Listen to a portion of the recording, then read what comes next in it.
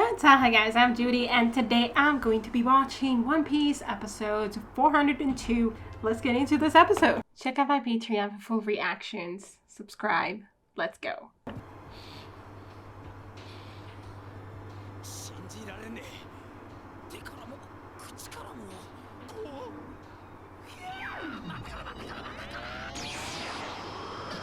What are we doing?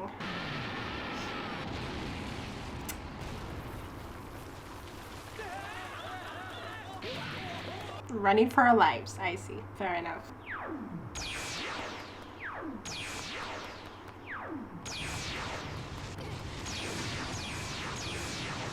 Let's go, guys! Zoro looks really, I don't know, worse for wear.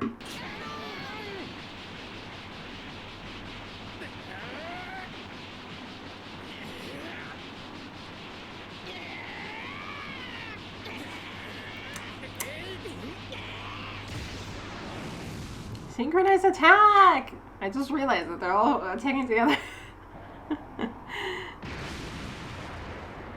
Okay, nice. I don't know if it actually did anything. Oh god. But it had some impact, at least.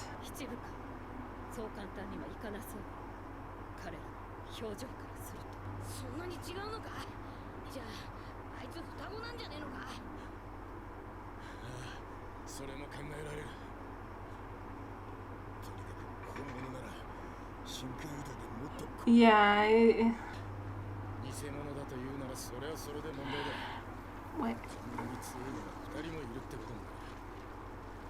Wait, maybe he separates his powers?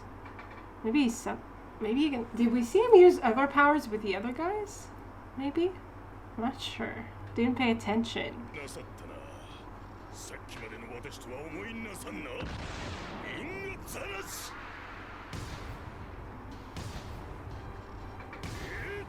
What powers do you use? Do you also use beams?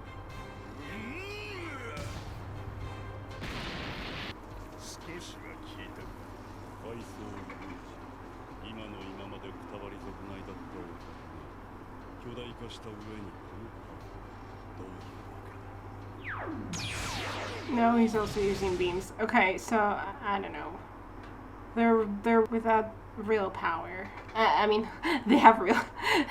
They're enough to contend with us as it is, but not without all of his powers.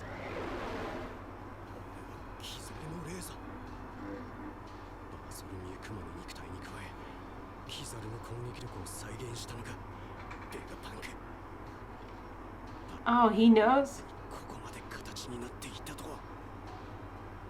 Yeah, we heard about the. Did we hear about this? Wait.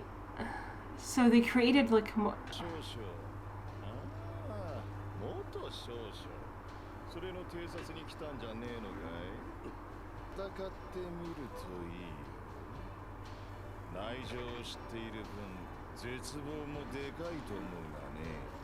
So they came with him, like these other Kumas.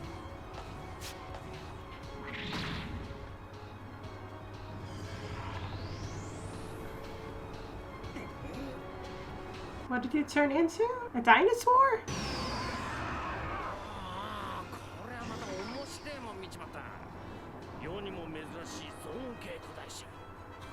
Yeah, that's crazy.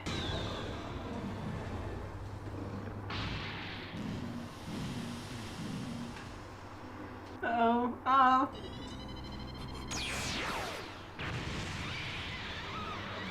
Did he hit him? I guess so.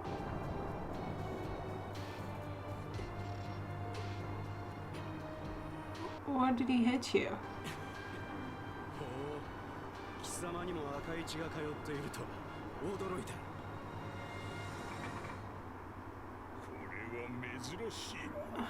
I'm so confused. What does this mean?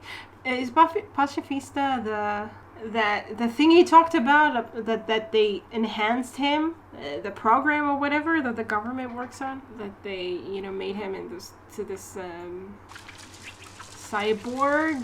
What the hell now?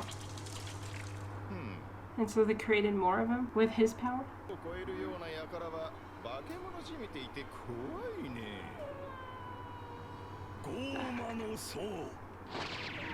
Demon face, all right.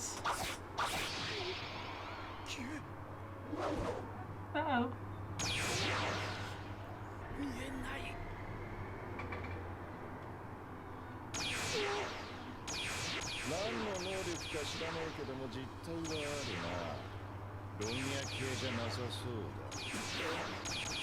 Yeah.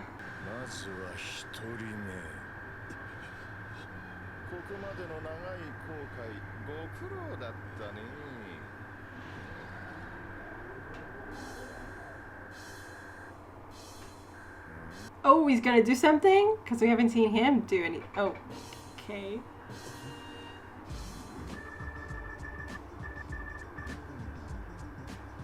Let's go.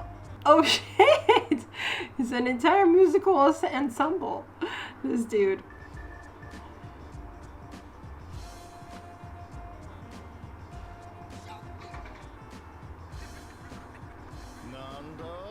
What does it do though? I mean, does it make them, you know, break into dancing? Impromptu?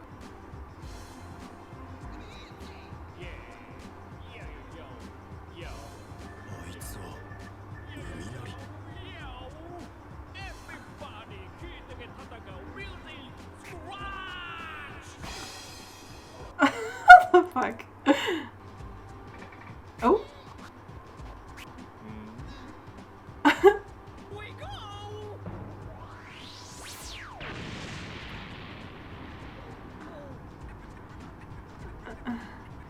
So different thing.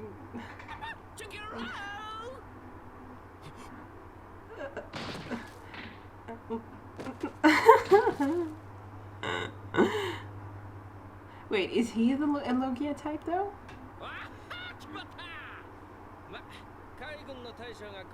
Yeah, I don't think so either.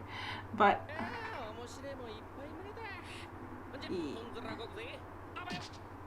well, thanks for saving them, I guess. And also showing us your power, which is very interesting.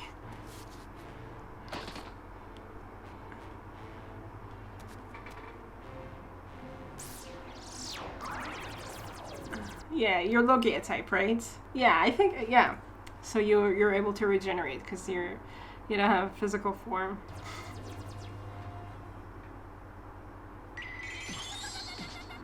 Is he gonna do something?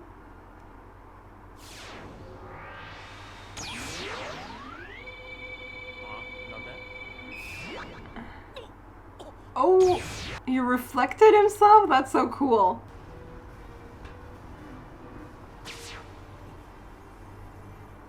Oh. Oh, he didn't even notice? Damn. Well, it is the speed of light, I guess.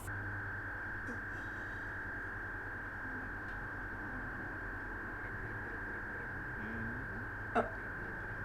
Just in time. I don't remember the name of the guy he was trying to contact.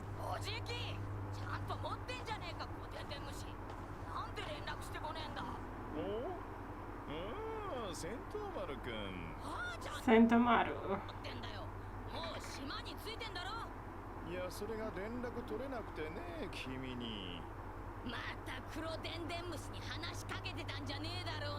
What is that?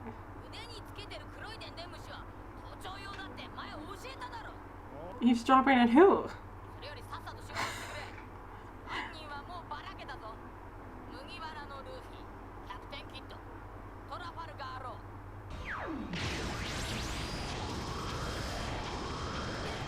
You already did that. There shouldn't be more, you know? Okay, fine.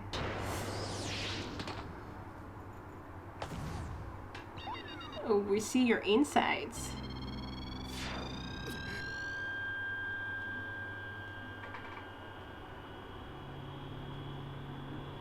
Oh no, what? What? Oh shit!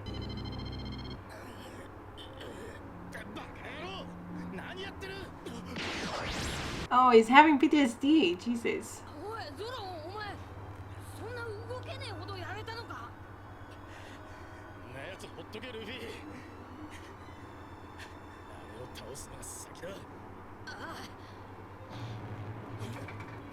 Damn. That did a number on him. I guess it's a physical pain, but I think it's more than that. I mean, it's also the trauma of it.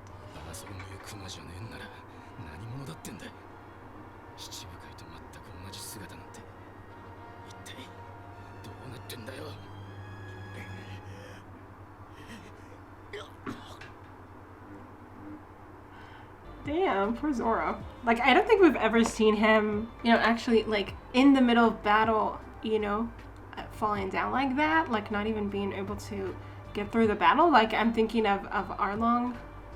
That was a really long time ago. But even then, like, he had, like, a really bad fever. And he had, like, all these wounds that were bleeding out. And Arlong was just, like, so shocked that he was still alive.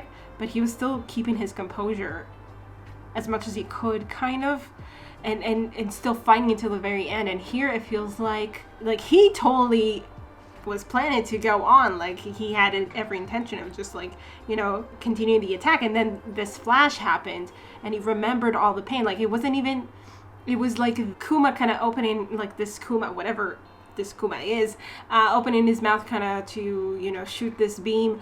And it reminded him of the same thing that happened before. And the fact that after that, everything he went through. Like, I'm sure that it can be the physical pain, but I think it's more than that. I think it's like, all that trauma, like, it's like physical trauma, but also like, it's mostly physical trauma. But it puts a lot of strain on the body and on the mind, I think. And he just couldn't handle that. Damn. I honestly think it's like, because every time it's like a joke of how fast Zoro heals, and I mean he healed really fast here too, or like at least how fast he gets back to his feet, and how he keeps on going, and nothing really faces him, even when it really should, and anyone else would die.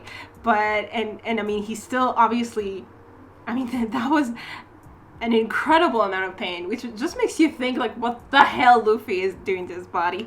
But and not even like Luffy is undergoing that kind of pain every time he goes into second gear. Right? I mean at that point he went into second gear and then third gear, second gear, I don't know, like it happened a few times at that point, so maybe it was even more pain than he usually, I don't know, whatever.